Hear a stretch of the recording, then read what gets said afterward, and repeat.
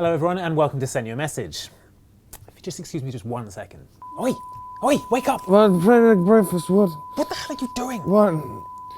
Oh, now that we've got the new studio sorted, I'm living here for a bit. It's much nicer than my actual house. Still very, very lifestyle, isn't it? Live here as a working studio. Yeah, working studio with an amazing TV.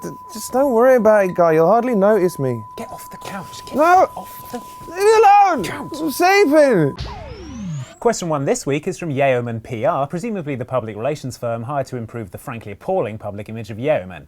Apparently their charm offensive involves Spec Ops The Line in some ways. They want to know what's new for the game. Things went quiet for a while on 2K's Stand 'em Up, but the game popped out of hiding recently, and we were able to catch up with the game's producer to get a few details on what to expect. Yeah, what it really is it's a third-person cover-based military shooter with a really strong emphasis on telling a really dark, mature story. The game takes place in Dubai, but it's a near-future Dubai where it's been destroyed by sandstorms. And there's this legendary army colonel who has defied his orders to leave the place and tried to evacuate, and then hasn't been heard from. And they finally pick up a radio transmission from him, so they send in the squad to rescue him. And then they're just going in and they're trying to take care of that, and some crazy stuff happens along the way, and you get to kind of watch them fall apart as they go through all these terrible situations. In terms of weaponry, you know, we wanted to have a mix of old favorites, so you have things like, you know, the M4, you have the AK-47. We have a couple more extreme weapons, I guess. Like we have the AA-12 fully automatic shotgun, which has been in a few games before, but in our version we use the explosive rounds. So you'll just, you know, chew through things and devastate things. You know, and then we also wanted to just grab a few other weapons that we hadn't seen in other games before. I think probably the most exciting thing about this game to me is really seeing just this dark narrative, and I think we've done a lot of really cool things with that. And I mean, even systemically, like one thing we do that I've never seen in a game before is we generically change the voices as you kind of go throughout the game. So, you know, so there's obviously as the script goes on, like different, you know, they'll behave different later in the game. But even just something as simple as like when you throw a grenade, like the way the guy says "grenade out" at the beginning, by the end of the game, you can hear it in his voice that he's more ragged and he's more torn up and he's been through things, and the things that he says and how he says them all change. What are you doing? Oh, sorry, did you want some? No, I don't want some. Just do that in your own house. Just answer the question. All right. Here it is. What is KNG DarkForce waiting for? Breakfast in bed? Want us to fetch his slippers for him? Actually, it says right there he's after info on aliens, Colonial Marines. Look into my eye. You. Well, KNG, to answer your second question first, the storyline of Alien Colonial Marines has been written by Battlestar Galactica writers Bradley Thompson and David Weddell, and it's described as a true sequel to James Cameron's film. Titanic? No, not Titanic, Aliens, obviously. Oh. It takes place after the events of Alien 3, which you may remember as the one set on a prison colony with a bunch of violent dudes, then Sigourney Weaver jumps in a furnace. Yeah, unforgettable. You play a guy called Winter, a Colonial Marine on a search and rescue squad sent to check out the Sulaco, which you will recall is the ship from Aliens that contained the search and rescue squad sent to check out the colony of LV-426. So they're sending a search and rescue squad to find the previous search and rescue squad? They are, yeah. What happens if this one goes missing? Then they send out another search and rescue squad, but then that's it. There's only 3. Seems pretty short-sighted. So, as you're looking for the guys from Aliens, you can expect to see plenty of environments from the James Cameron film. The James Cameron film Aliens.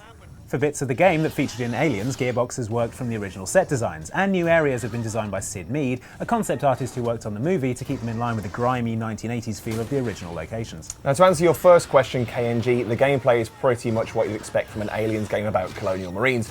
You work with a squad of absolute badasses trying to survive against hostile xenomorphs using weapons from the movie like pulse rifles with little beepy motion trackers on them, flamethrowers, smart guns. Harsh language? No, not harsh language. That's a terrible idea. How would that work? Never mind. You'll also be welding shut doors, setting up sentry guns, and utilising power loaders against the aliens, which include new, never-before-seen Xenos like the Crusher alien seen in the trailer, who really you don't want to mess with. Bad news. The game will have a multiplayer element, but Gearbox hasn't revealed exactly what it's going to entail just yet. However, in an interview with GameSpot, Gearbox co-founder, the model Brian Martell, said that you could use your imagination to figure out what it's going to contain. So, like, what, unicorns? More like Aliens versus Marines, most likely. That's not very imaginative. Fun though. You'll be able to see for yourself when the game releases in autumn this year anyway. Awesome. What do you get that out of here? What? I can't make food. I can't order food. What the hell? Marcus Cole is pumped for Far Cry 3. Ah, how pumped is he? So pumped. That's pretty pumped. Well, thanks for conveying your pump levels, Marcus. I'm pumped that you're pumped. Stop saying pumped. Anyway, Mr. Pumpy here wants to know if there's any new news or such like regarding the game. He's so... Pumped? Excited for. And there is! Ubisoft has just released an all-CG trailer that sets up the story, introduces hero Jason Adrian Brody, and re-establishes that Vast, the bug-eyed nutter introduced in the first trailer, is still completely off his rocker.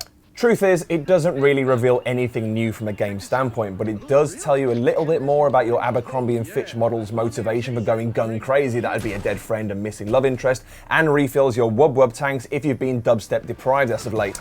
The only truly useful info revealed is that Far Cry 3 now has a confirmed European launch date of 7th of September, which gives Ubisoft just over 6 months to keep taunting us with new details. Yep, Ubisoft's been going against the grain recently by actually specifying release dates for its games. During a recent conference call for Ubisoft investors, Ubi boss Yves Guillemot confirmed that Assassin's Creed 3, which is rumoured to be set during the American Revolution, will launch on the 30th of October. Interesting tactic, wonder if it'll catch on. If you want to watch the Far Cry 3 trailer in full, head to the URL on screen right now. You don't live here, stop doing that. Right, sorry. Okay, now mild-mannered Tommy Slesser is conspicuously never around when supervillains are wrecking up the place, but he gets some pretty amazing pictures of Spider-Man, so I guess we'll let him off. He wants to know if there are any new games being released this year featuring his favourite sticky superhero. Well, you're in luck, Tommy, as we'll be seeing the amazing Spider-Man game this summer, time to coincide with the movie reboot of Spider-Man's origin story. There's a movie reboot of Spider-Man's origin story. They did the origin story in 2002. Yeah, but people can't be expected to remember that. It was 10 years ago. The third one was in 2007. Are you saying that people watching that going, how the hell is this guy sticking to walls and jumping around on strings and stuff? Why aren't they explaining any of this? Well, regardless, they're doing it. Well, what's the point of it if it doesn't have a scene where Spider-Man fights Macho Man Randy Savage and Bruce Campbell's the ring announcer? Shh, please. The game is being made by Beenox, the guys who made the previous two Spider-Man games, Spider-Man Edge of Time and Spider-Man Shattered Dimensions. Not a great deal has been seen of the game yet, but there have been a couple of trailers so far. The first one from the Spike VGA Awards goes a bit into the story of the game. Yeah, it starts showing Oscorp mass-producing robots for the security of the city, which, hilariously, are robot spiders covered in machine guns. These are apparently to protect the city from biological attacks, somehow. In a turn of events no one could possibly have predicted, these robots turn on the city and it's up to Spider-Man to stop them, battling the smaller robots in the street before taking the fight to a giant arachnid robot as the trailer ends. According to a press release, the game picks up where the film ends, with Pete being thrown into a new exciting storyline fighting a variety of bad guys from criminals on the street to interpretations of the fans' all-time favourite villains to try and save New York from devastation. The second trailer is a lot more promising, showing Spider-Man using his non-organic web shooters to move seamlessly through the New York skyline, hinting at a freedom that many complained was absent from Beenox's previous Spider-Man games. The press release accompanying the trailer then goes on to say that Spider-Man comes face to face with Rhino, which is slightly confusing as this is clearly just that giant spider robot again. Yeah, maybe they've gone with a controversial new interpretation of Rhino by having him turn into a giant spider robot. Yeah, that or it's a mistake in the press release. Yeah. Well, anyway, you can expect Rhino to be in the game as well. I guess we'll find out when the game and movie release this summer. What? IRKarlos' efficient query may give the impression that he's the cool, collected type, but read between the lines of his query about Mass Effect 3's Kinect compatibility and you'll see that we're dealing with a man on the edge. That's panic right there. It's alright, Carlos, step away from the knife drawer. Mass Effect 3 is only part of the Enhance with Kinect range of Xbox games, which means it's certainly not essential to play it. Exactly, there's no need to fret. If you wish to continue gunning down Reapers, making dubious moral decisions and trying to charm the disease-resistant bodysuits off female Quarians using just a controller, that's still entirely up to you, even if that Quarian will die, you sick monster. What we will say, however, is that the Kinect features do come in handy, especially in the heat of combat, where you can leave your hands free to focus on lining up your next shot while you issue commands to your squad mates using just your voice. That's really the beauty of Mass Effect 3's Kinect implementation. You can use it as much or as little as you wish, as it only uses Kinect's impressive voice recognition capabilities, so you won't have to worry about performing outlandish gestures in the middle of a heated firefight or during the game's more tender moments. Well, not even for the Shepherd Shuffle. It's a pity. If you're a Kinect-owning Mass Effect lover, the best way to judge if the new voice commands are a paragon of innovation or just a renegade feature getting in the way of your fun is to download the demo available from the Xbox Live Marketplace. The multiplayer component has just been unlocked too, so you'd be madder than a violent-starved Krogan to ignore our advice. Evan Dempsey is after info on Dragon's Dogma's online features. Yes, Dragon's Dogma is Capcom's upcoming open-world fantasy action-adventure game that we mentioned last time, because you get it free if you buy the Resident Evil 6 demo. Satire, it's very good. Yes, all attention is on Resident Evil 6 right now, but Dragon's Dogma is shaping up to be a great game in its own right, so maybe don't just chuck it in the bin the second you've wrestled the demo code out of the box, eh? So, online-wise, Dragon's Dogma doesn't have a traditional multiplayer mode. However, it does have an online feature in the form of its pawn system. That's PAWN before you ask. Throughout the game, you have a party of up to 4 people. Your player character, 3 companions known as pawns. You have a main pawn who follows you through the game and develops and levels up as you do, and 2 support pawns.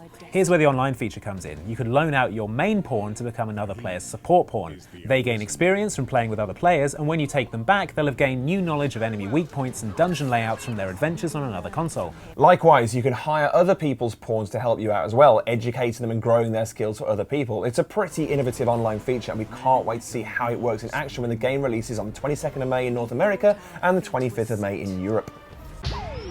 We're not sure what RatedME is RatedME for, nor what ME stands for, or even if it's actually a sentient rating or just a person.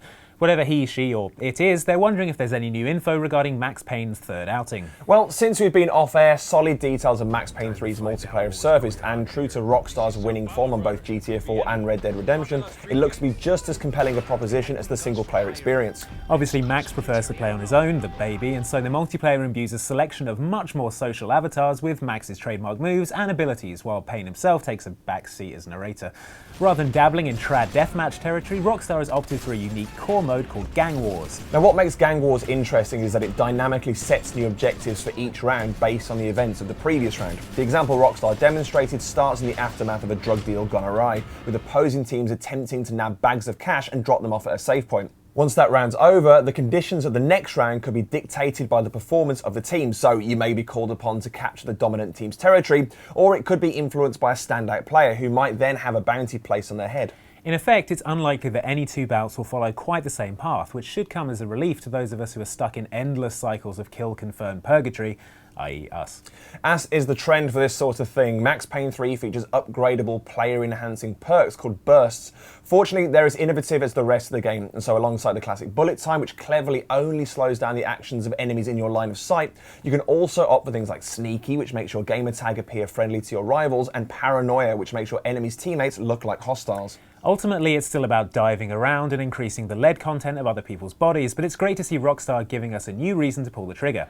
And that's it for this week's Ansematic newsfeed. But hey! Something questions. Send them to our gamertag SentUAMessage or email us on sentuamessage@hotmail.com. Or you can Facebook us at facebook.com/SentUAMessage or tweet our Twitters at SentUAMessage. Thanks for watching, everyone, and we'll see you next time. Who are these guys? They're some game developers I invited for an interview for work. No, it's not. We're for their party.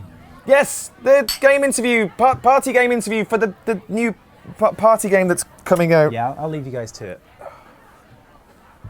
Yeah, I think he bought it.